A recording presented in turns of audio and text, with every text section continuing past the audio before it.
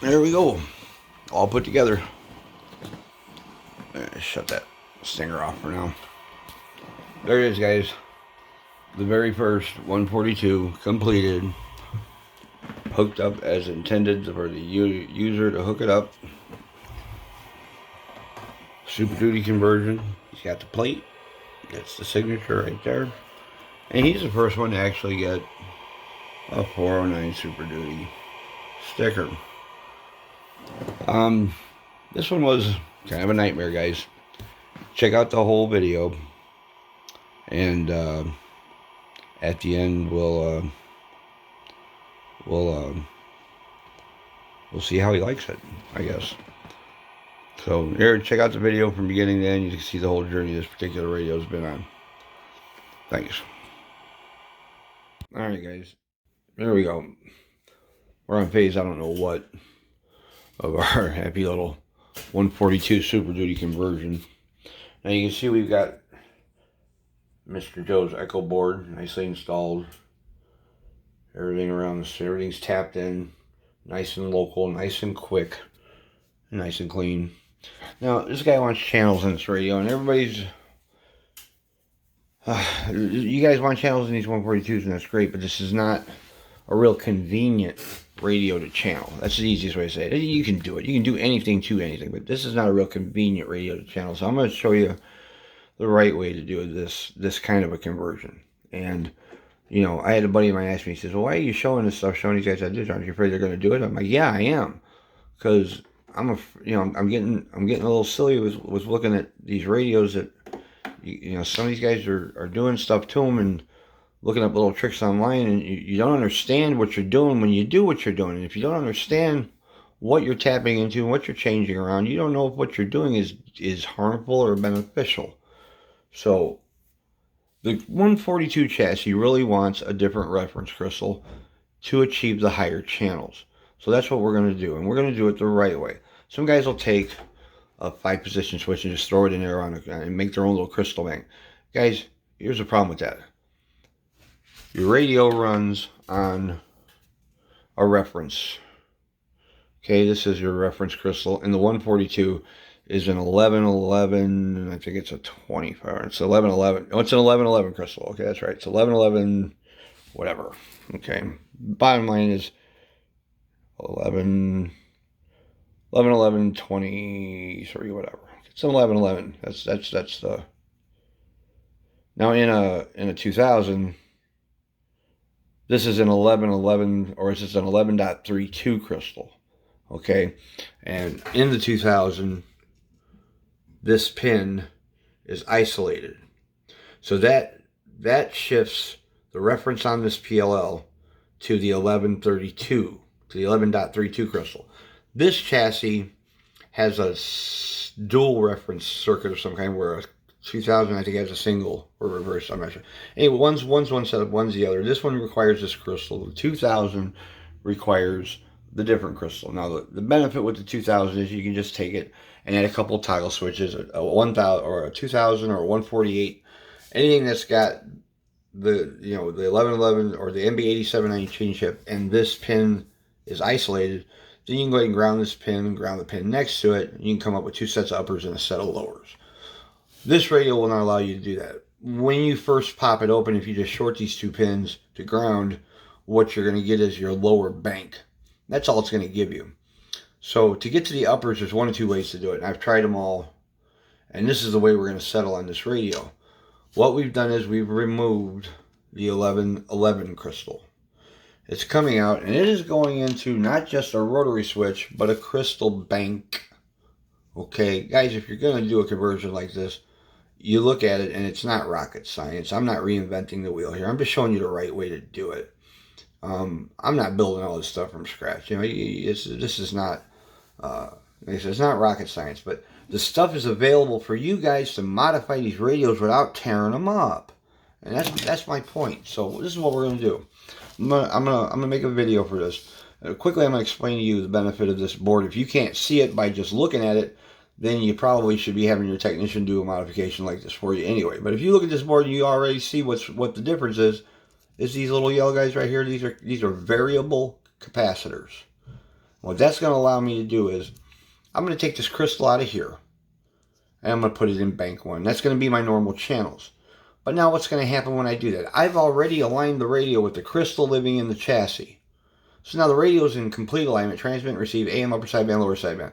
So now I'm going to take, so now it's at that point and you guys want to channel it. Well, great. But first, you've got to put your modification in and make it work on regular 40 channels first. Don't do the whole modification and then take off trying to align everything at the radio. If you do this conversion right, this is your itinerary. You're going to pop this crystal once the radio's been aligned properly. Then you're going to take this guy. Now, this gentleman wants it out the front. We really don't have a lot of options because of the length of the board. Okay, we can't put it in like this because it's going to stick on the top of the console. Our option only is he's going to come out the front. And since he's already put his echo board out the front, and you can see in the pictures of, before this video, I showed you the right way to put the echo board in. If you've opened your radio and your echo board's been installed with electrical tape, and this control is sticking way the frick out here, fire your technician. He's lazy. That's the way an echo board's supposed to be installed, mounted. Not even necessarily having this particular board. I'm saying any echo board.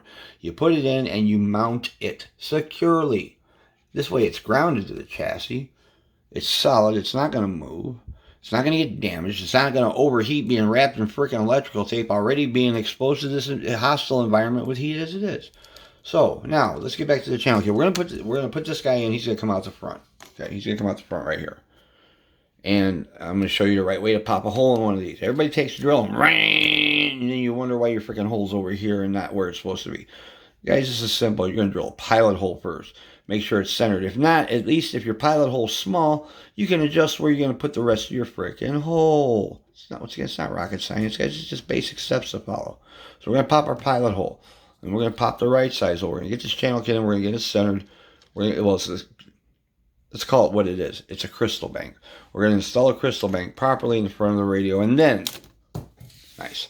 You want me to work on your radios while I'm dropping your parts. Anyway, we're going to put this guy in there. But before I do that, because the pins on the original crystal are very short, guys, okay, see this? This is one that's been soldered in. These are... They're pretty durable when it comes to heat. I mean, you can solder them and unsolder them a couple times, but you don't want to get wonky with it. Because, like any other electronic device, it's sensitive to heat. As the radio warms up, if you can watch it on a frequency counter, oftentimes, like my 2000 Super Duty over here, once it's warmed up, this counter never leaves, whatever channel I'm on, .50. I mean, it's 50. Oh, he got me, 5-1. But that's what happens when you got 10 turn clarifiers. But I can take mine and dial it and lock it. And once again, I'm back to 5-0 everywhere. So, here's the thing. A proper alignment, and it's a 40-year-old radio. I can deal with a 1 kz shift on a freaking 150 channel radio. So what we're going to do is we're going to put the channels back in normal. We're going to get the basic. Now here the radio's aligned. We're done with that, with this crystal in this environment. So now what's going to happen is we're going to move this over to here. And we're going to install the crystal over here. And now we've added a length of wire. And that's going to change the reactivity of the circuit. So now once you do that, you're not on 5-0 anymore. You might even be a channel off. Sometimes I've seen it happen. The cool thing about this board is my chassis is in alignment, as long as I feed it the reference that I aligned it with. So I'm going to pop that crystal in here now. For this, I'm going to unsolder this crystal socket. I'm going to install this crystal right to the bank. Then once I get it in here and solid and mounted where it's going to live, because anybody who's ever played with a channel kit knows sometimes if you install your kit and move your wires around, you watch your frequency go all wonky. So we're going to get this installed. We're going to get the wires pulled over and shielded the way they're supposed to live. Or if we have to shield them. Sometimes you got to put metal tape around this feed wire to make it stable. I don't know if we're going to have to do that on this one, but we're going to try it. So I'm going to get this mounted. I'm going to get the wire ran the way it lives. And then I'm going to turn the radio on, and if it's off frequency, which it's going to be, at least it's off frequency in sync with itself because I've already aligned it with the crystal. So now what I'm going to do is I'm going to pop the crystal in here, and I'm going to align this crystal back to the radio instead of going in here and driving all my freaking references wonky trying to realign a radio to a crystal that's off frequency because you changed the length of the wire. Okay, So now, we get that crystal in here, we get it mounted, and then I'm going to dial the radio back to 50 on AM with this guy right here, the very first cap, very first variable cap. All I'm going to do is dial the radio back to 50 right here. I'm going to leave the radio alone, guys. Stop it. There's no reason why your transmit and receive should be out of sync and your 50 should be off when you go from AM to sideband. There's no need for it. If the radio's healthy, you can do a conversion like this and it'll be fine. So check out the pictures that are coming after this video. I'm going to go step by step how to pop this guy in, and then at the end we'll show you a video of how it came out. And like everything else, it's going to be fine. So check it out. Keep watching. Okay, here we go. You saw the pictures. We got the channel kit installed, and what we did was, because the original crystal was soldered in, I just decided, well, and I've done it before, so I did it on this one. Leave the sockets in, but quickly, so you don't overheat them. Solder your reference crystals to the other side of the board. Now, some guys will tell you, don't do that. Don't take a solder guy into those crystals if you don't have to, and that's true. But I've been soldering for a long time. So now this guy has 2 sets of uppers and 1 set of lowers on another switch over here when we're done. But just quickly, our crystal conversion, all the way to this switch, front switch, all the way down. He has regular channels, skip one. And I do that skip one for a reason. These crystals right next to each other, sometimes on these older radios will pick up stuff off of each other. I'll probably end up putting a ground across all 3 of these cases, but for right now, they're functional. Keep in mind, we still have to align the radio. Okay, the radio's not been aligned yet, but it is going to its proper places. So on the regular 40 channel band, which is this all the way down, right now we're on 21, which is a little off frequency. It's not 215. We got to dial it down to 5. But here, to show you how these work. Now, we skip one for reference or for safety. Go to the next one up. This one takes us to our first set of uppers, takes them up to 65.3, which I got to dial that one to 5.5. But with these guys, the nice thing is I can dial each crystal in now without jerking the rest of the radio around. So then we have another blank, and then the third set of uppers, which in the end is going to take them all the way up to 2804, I believe. There's channel 40, 2804, 4, which I'm going to dial it down to 5 with our caps. So there's our uppers. So now he's got 2 sets of uppers, 1 set of lowers, just like a 2000. And it's going to be stable, but this is what we had to do to make it happen, guys. Now, I'm sure there's other ways, but this is the way that I did it on this radio. I found that, every time I do it this way, when I can find these nice little crystal bank switches with the adjusters on them, that's freaking awesome. I'm going to order more of these from that guy. He's on eBay. We got our reference crystal from a guy in Michigan, I think. Mike or something. It's crystals. My wife knows that. But anyway, you can get them.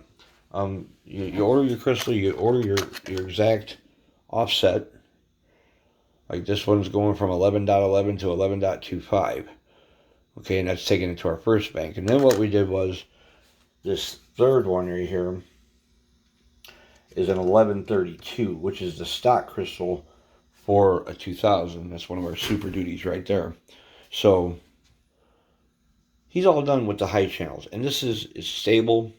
No, we weren't able to just, some guys will change this crystal right here and just put the 1132 in here and isolate pin 1, but it throws it so wonky, the chassis does not like it.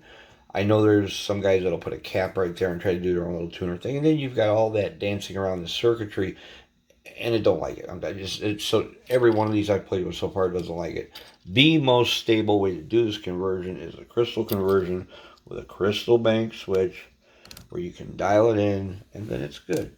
So this very first 142 Super Duty is almost complete. We're going to nail this stinger board in.